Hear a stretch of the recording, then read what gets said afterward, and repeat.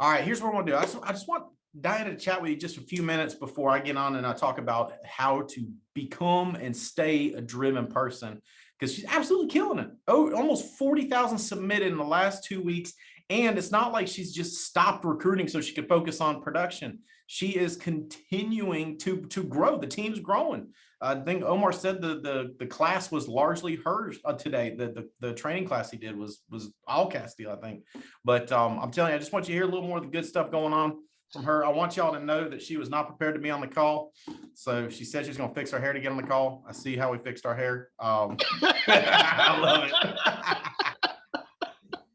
All right. Hey, just maybe give us some of the good stuff. Give us some of the energy, and maybe just say like, hey, here's 1 or 2 specific things I'm doing different that's producing these results. Thank you again for inviting me to be on this call. Man, I don't take it lightly. I'm so excited. I'm excited. Michael is fired up. We really,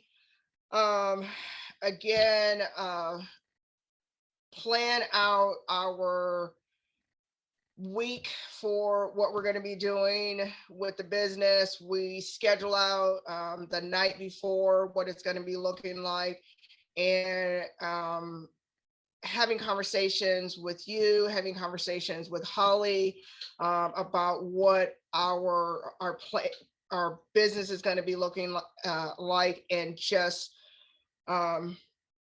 sticking to that schedule. That is a big difference in what's affecting our business, is having that schedule and sticking to it. Because y'all know, it is what it is. I'm very self-aware, and I was not a slave to my schedule the way I am now. And just really being honest with myself about why my business was not the way that it needed to be and the way that I wanted it to be. I treated my business like it was a hobby. And when you treat your business like it's a hobby, then you get hobby results. When you treat your business like it's a business, then you get real business results. And when you're honest with yourself about why your business looks like it's a hobby, then you can get to where it needs to be. But until I just stopped making, selling myself on bullcrap reasons why my business was looking like it was, then I couldn't start getting the results that I needed. And so that's the single biggest reason why my business started to change. Is first, I stopped giving myself excuses and allowing myself to accept those bullcrap excuses that I was giving myself. And then really becoming a slave to my schedule. Those are the 2 biggest changes that I made. You got to be honest with yourself. And, if it's not on paper, then it's not real. Steven says that all the time. Andy says it all the time. And you got to put it on paper. And then once it's on paper, you got to stick to it. I literally told my children, if you are not going to give me $500 an hour to deviate from my schedule, I don't want to hear about it. Don't care. Sorry, not sorry. Not my monkey, not my circus. Sorry. Not that I don't love you, but that's not my problem.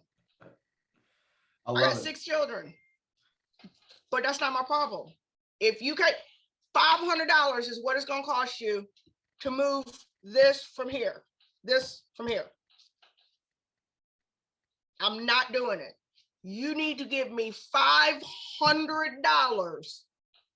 to get on my schedule. My daughter was like, Mama, you savage. You broke. I love it. Thank you.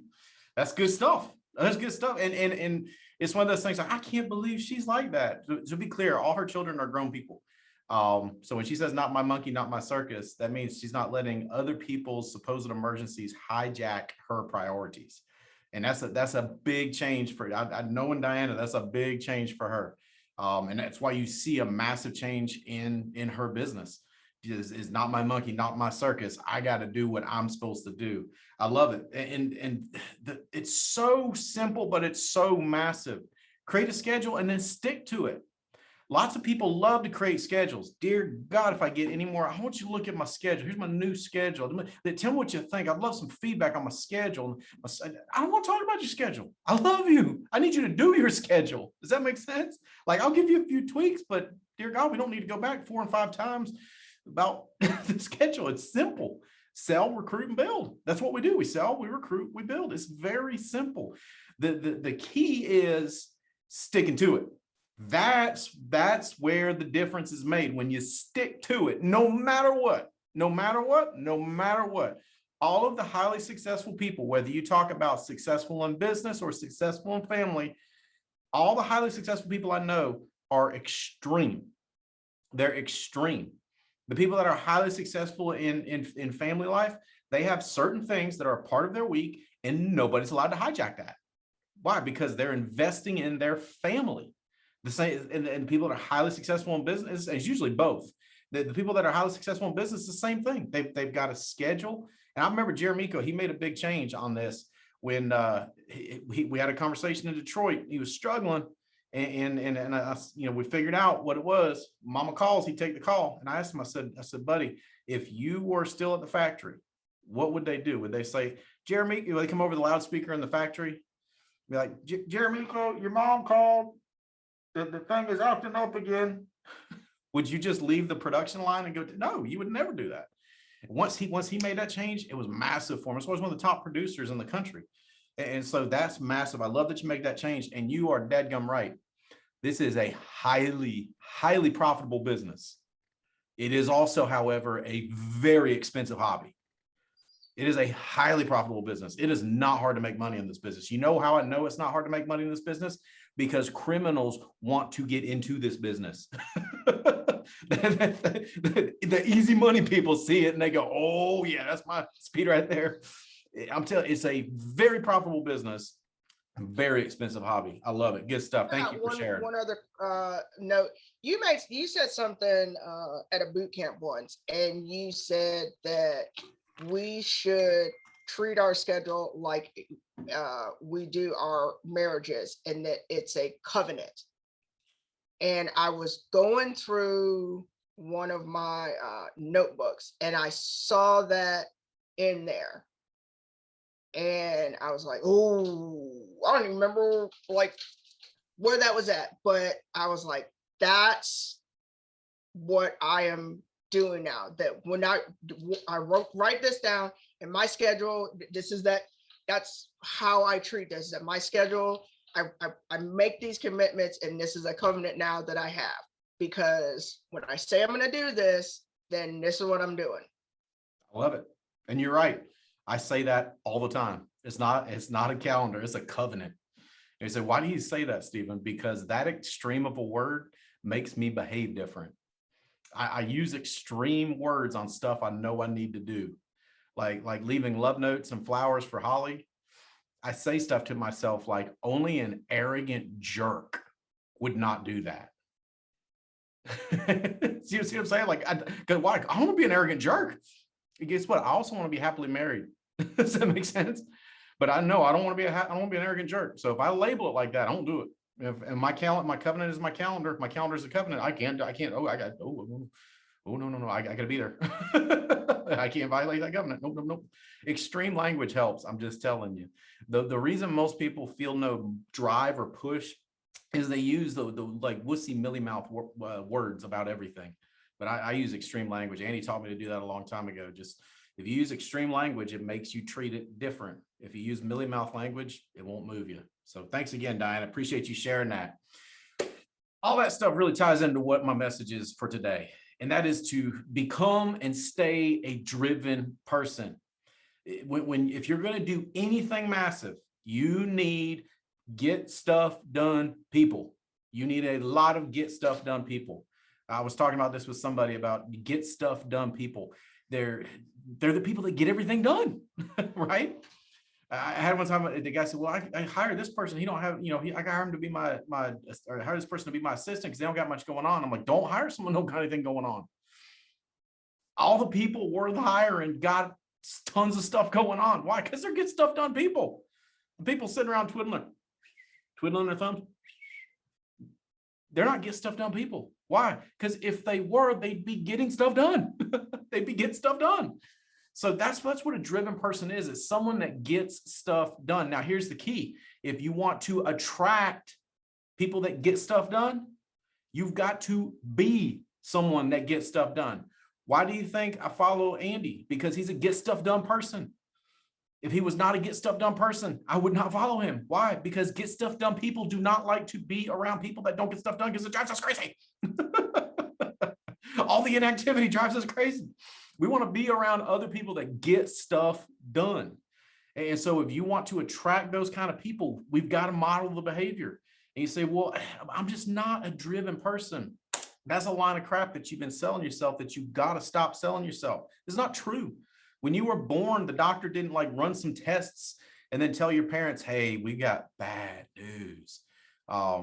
Your child lacks drive in every way. They're not going to get much done with their life. Do you have like a basement maybe you could turn into an apartment for them? Because they're not going to get much done in life. They lack drive. That's not the case.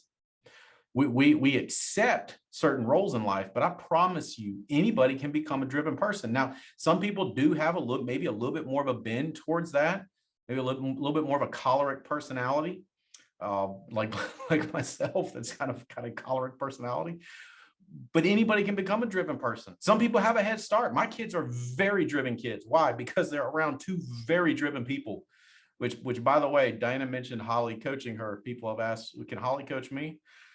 Better be careful what you ask for. Better be careful what you ask for. You think I'm a bit piquant. She is very direct.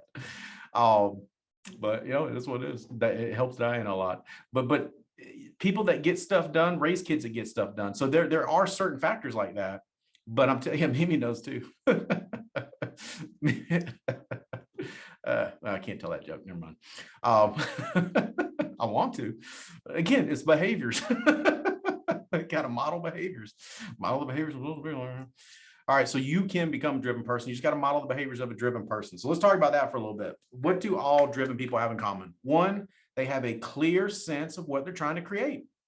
Show me someone that's driven, and I think of Holly in this way, very much so, driven to have a happy, productive family. She saw stuff growing up that no one should have to see. And she said, I don't want that. I want to create a happy, productive, safe family.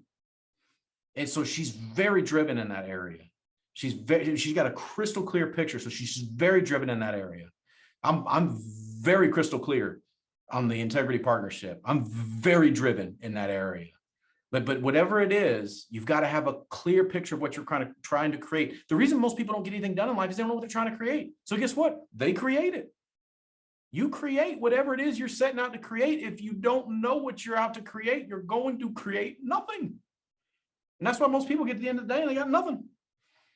They got nothing because they didn't know what they were trying to create. So you've got to get a clear picture of what it is you're trying to create. What are you trying to create? What does it look like? Here's one of my favorite questions. I got this from a $10,000 seminar that I went to. So I'm going to save you $10,000 and just give you the thrust of the seminar for you to consider the last 3 years of success. So from now forward 3 years, for you to consider that's a success. So 3 years from now, you look back and you go, that was successful.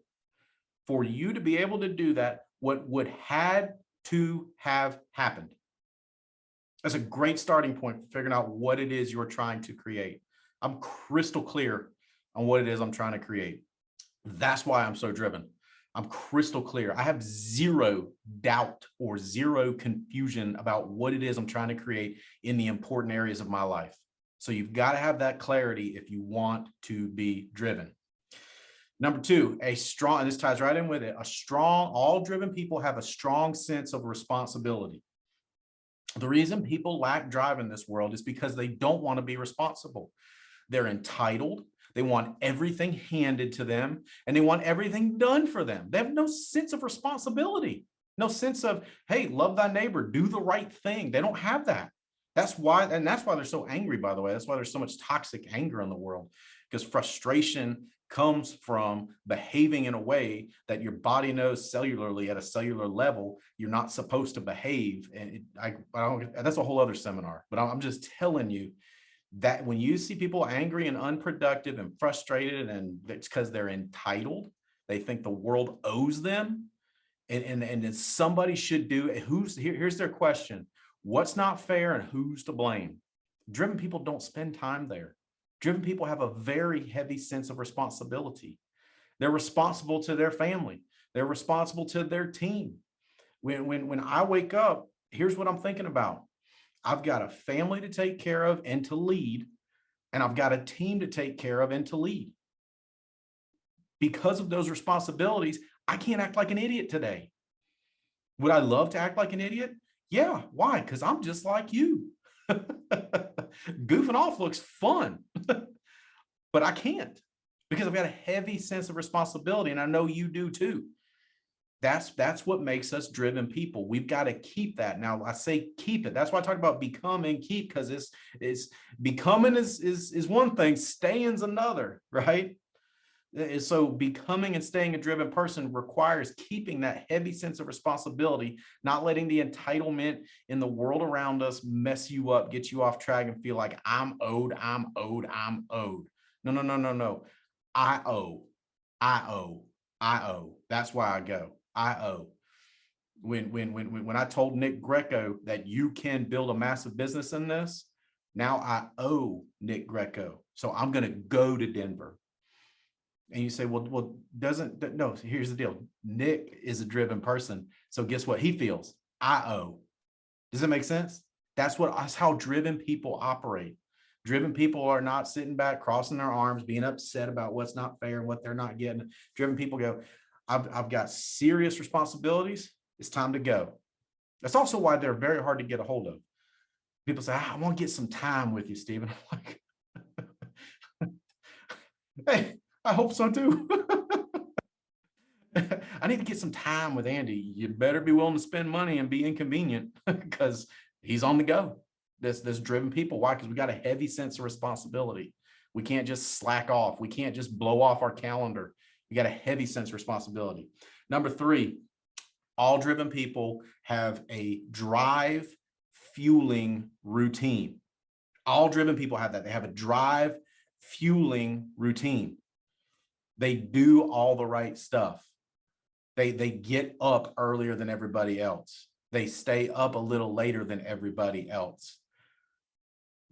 They take care of themselves. They have a drive fueling routine. They feed their mind. They feed their heart. Us being together, we're feeding being here Mondays is a drive fueling routine. Let me tell you who's the most fired up after this call. I love it when y'all text me and say, that call got me fired up. I'm so fired up. I'm excited. Guess who's the most fired up? Me. How do I know that? Because I only know what's happening inside of my body, but I know I'm fired up. Why? Because this it fuels me to be here with you guys. It's part of my drive fueling routine. Guess what's not? Anybody that depletes my drive. I can't have people in my stratosphere that are drive depleters. Who are the drive depleters? You already know who they are. You've been knowing that you need to spend less time around them. You've been knowing you need to just let it ring 2 more times so it rings 4 times. And you know, I know, you know. So we got to eliminate that and keep a drive fueling routine in our life. Feeding mind, feeding heart, feeding emotionally, feeding physically. We've got to have those drive fueling routines. Number 4, productive curiosity. All driven people have a productive curiosity. I was talking with Adam. He's one of our new folks under the Deckers, and they're going to kill it. Adam said they're going to kill it. And here's why I know. He's a driven person. How do I know that? Because the way he asks questions. We talked after the Monday call last week, And he was asking questions because he's not going, here's what I'm frustrated about, and here's what I don't like. He's going, how, so I need to know how they're doing that. I need to know how they're doing that. And that productive curiosity. Driven people know if anyone can, I can. Driven people know that. They don't think that someone else is just lucky, right? Very non-productive people, they throw that word around all day. That's their thing they cling to. That he's just at the right place at the right time. That's all it was. That they cling to that. But not driven people. They have a productive curiosity. They ask good questions. I got a phone with Adam, I was fired up. I went and talked to Holly and I was like, babe, they're going to kill it. They're going to kill it because he's a driven person, because the way his mind works. He's going, I need to know about that. I need to know about that. I need to know about that. It's just good questions. That's that productive curiosity. Non-driven people have a negative curiosity. They want to know what the non-producers are doing. They want to, and they want to know it so that they know it. They don't want to know it so they can avoid it. They want to know it so they can know it.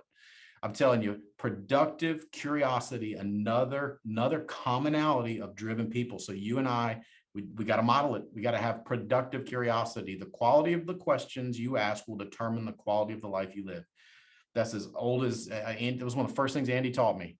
And it's that productive curiosity. All right, number 5, driven people want to be and make things better. They want to. And you say, well, that's the natural thing. I'm not like that. No. It's a choice. It's a choice. It's a choice to leave people and situations better off than you found them. And let me tell you, the reward, oh, that's the good stuff right there. Who cares about the money and all that? Just knowing you left people better off and situations better off because you were involved. That's the real reward right there. That's part of being a driven person. Well, the other stuff comes short, but I'm telling you, all driven people, they have that in common. They want to be better themselves and make things better.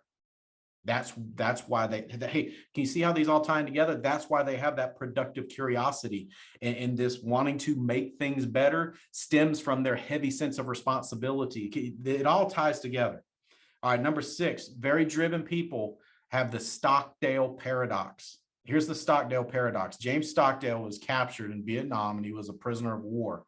In one of the worst prisoner of war camps that you could end up in, he survived.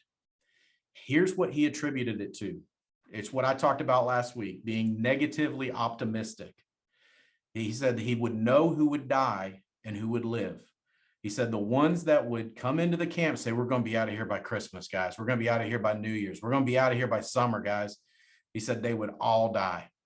Why? Because they were overly optimistic. And so when Christmas came, and then they said, well, we'll be out of here by summer.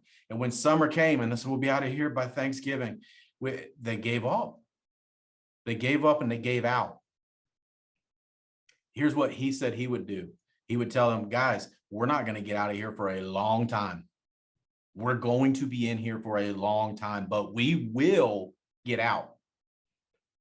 That was the mentality of all the survivors. They knew it was going to be a long time, but they knew they were going to get out. That's the Stockdale paradox. People that stay driven, and this is the ones you'll see continuing to kill it going into November.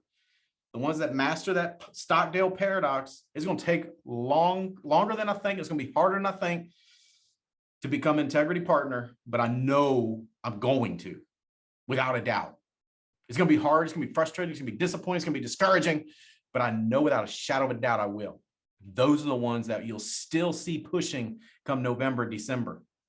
The ones that give out are the ones that thought, well, oh, I'm so fired up from convention. Everything's going to be amazing in 30 days. Hey, you didn't get in the mess you got in before convention in 30 days, then you're not going to get out of it in 30 days. Makes sense. This is the first thing Andy told me. He's like, Bo, you didn't get in this big a mess financially in 30 days. When I first came on the alliance, he said, so you ain't going to get out in 30 days, but I know I can get you out if you'll just listen to me. That's the Stockdale paradox. Driven people have that mastered. And you see the key, they don't get discouraged when stuff gets frustrating. They don't get discouraged when discouraging things happen, because they still know they're going to win. Don't get me wrong, don't be upset. You'll see me throw a hat in a minute about something, but I know we're going to get there. We're going to get there. I'm telling you, it's the Stockdale paradox. Last thing, and this ties right in with that. I know we're a few minutes over here. Driven people are solution certain, method flexible. They're solution certain, but they're method flexible. They're certain there is a solution. They're certain there is a solution. That's why they don't give up. That's why they keep asking questions and finding a solution. That's why when I listen to someone like Adam, and I'm like, yeah, he knows there's a solution. He's just trying to get there, and he's not married to any one method of this is how there's a solution. I've got to get to it. That's how driven people work. They don't go, maybe there's not a solution, and then they give up. They don't do that. They go, there's a solution. I just got to get to it. That's why they're not afraid to make big commitments. You show me someone's afraid to make a big commitment. Like when I keep saying, guys, I'm going partner at integrity, that's a big public commitment. Why? Because you will know if it happens or it does not happen. In case you don't follow that stuff, they are very public about their partnerships once they happen. They're very private until it's official, but they're very public afterwards. You'll know. I can't make that commitment in front of people continuously if I'm not certain that there's a solution to the problems that are in the way of getting there. So solution certain, method flexible. All driven people have that. That's why they don't get frustrated and give up. That's why driven people ask questions and don't voice frustrations. Don't get me wrong, they get frustrated moments just like me, just like you, just like all of us. But they don't spend time voicing frustrations or chewing on frustrations because they're too busy trying to find a solution. Continually chewing over frustrations over and over, that's going to keep you discouraged. That's going to keep you busy. Busy on the wrong thing. There's a solution. We just got to find it. There's a solution. We just got to find it. And when I go into a coaching interaction with someone, I know within 10 seconds if I'm going to be able to get anything done. Why? Because here's what I'm listening for. What are they frustrated about? And do they believe there's a solution? When I'm on the phone and someone's frustrated and needing coaching, and you say, why are they frustrated when coaching? Because that's typically people wait until they're frustrated to reach out for coaching. It's the top 1% that proactively seek coaching. Most people wait till they're frustrated before they seek coaching.